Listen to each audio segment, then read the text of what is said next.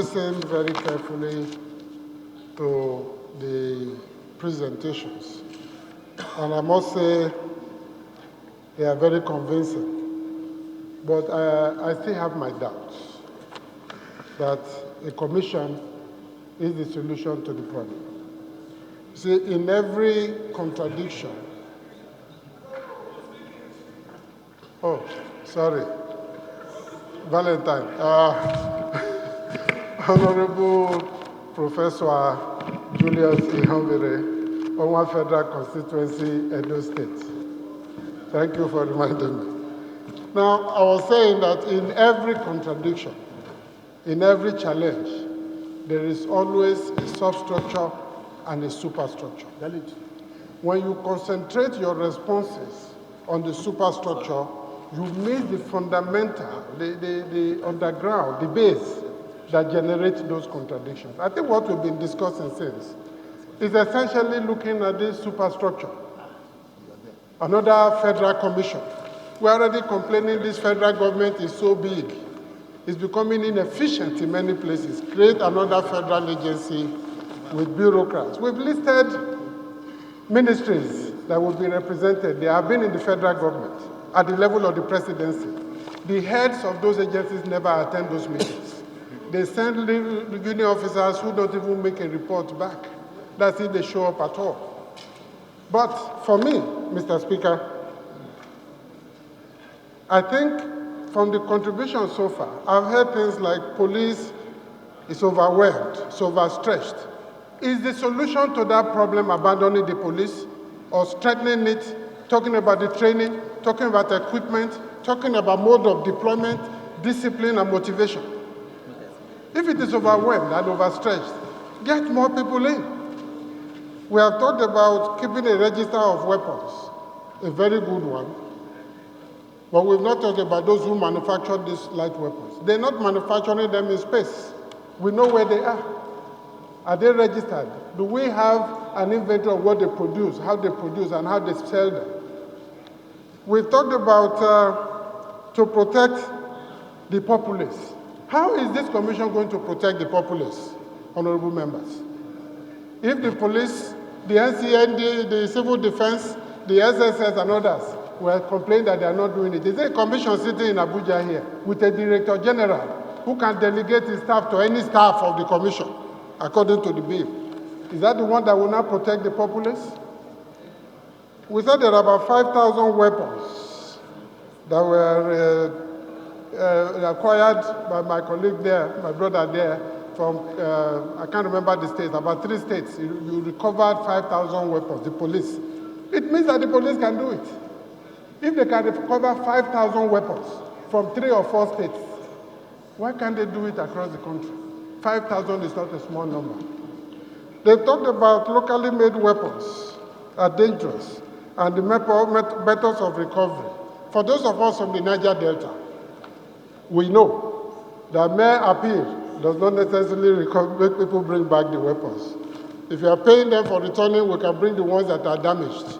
Or if we have excess and we don't have enough boys to carry them, we can bring a few. But if people acquire weapons to protect themselves because of certain ideologically or politically motivated reasons, they will not surrender the weapons until you address those issues. If a man acquires a weapon to go and rob to feed, the solution to it is whether you set up a commission or not. It's to create a job for that person, create opportunities for the people, let them be employed. Somebody who has a job to go to, who is worried about the next day, will not be carrying a small gun at night looking for places to rob. But for me, I think there are areas we are not looking at, which I think we must consider before we begin to talk about a commission. The number one is to block our borders. These weapons that are not manufactured there come in from there. So we look at the customs, the immigration, and the police. If you've gone outside Nigeria's border before, you will know precisely what I'm talking about. And I think the solution to this problem, the inefficiencies of these 3 agencies I've just mentioned, is not definitely in a commission. The second, that is to cater for those weapons coming in. But for weapons that are already inside, I still don't know. I've read part of the bill, how the commission is going to recover them. That has not been tried. from Abuja? How is going to recover weapons from people in Uzeba, which is somewhere in the boundary of Edo State and Ondo State? It's not cooking. So you have to look at the agencies responsible for internal security, surveillance, and monitoring. How do they do their work better? Any person who has time to watch TV, you watch Border Patrol, you will see how those agencies, how their colleagues do the job. And these are human beings like us. They don't work on their heads. It's possible in Nigeria. And we talk about the waterways. From Aso Drive or wherever the commission is, what is it going to do in Escravos, Patani, Bomadi, and the other areas that are more interior in the waterways? Let's be realistic about these issues. And we know what happens there. So, Mr. Speaker, recently a prominent Nigerian died in a hotel in South Africa. One of the measures that was quickly adopted was to get a CCTV camera. In many parts of this world, in Africa here, if you go to Accra, you go to Rwanda and other places, CCTV is still a very critical weapon, technology used to monitor crime. Recruitment into the security agencies like I mentioned, and training and monitoring and equipping them properly. So we see policemen without weapons going to even monitor elections when people are on a desperate hour. Enlightenment, we've not talked about that. We have National Orientation Agency. I think if they are properly organized and motivated to work, they will do more work in terms of convincing people to submit or return their weapons. The educational system, Mr. Speaker. I am not sure that these issues of light weapons, I know at the university level, yes, there are courses. But at the primary, the basic education level, I think something has to also be done at that level on this issue. Traditional religious institutions. I know many are corrupt and not doing the work the way they should do it, but the majority, still use their preachments to try to influence the attitude and disposition of people. And they do this without setting up any commission. Neighborhood watch. In my state, we used it. It didn't work as much as we wanted because it was not properly structured. But let us go back and see what neighborhood watch means, how it is supposed to work. And finally, Mr. Speaker, what we are discussing draws attention to the issue of state police.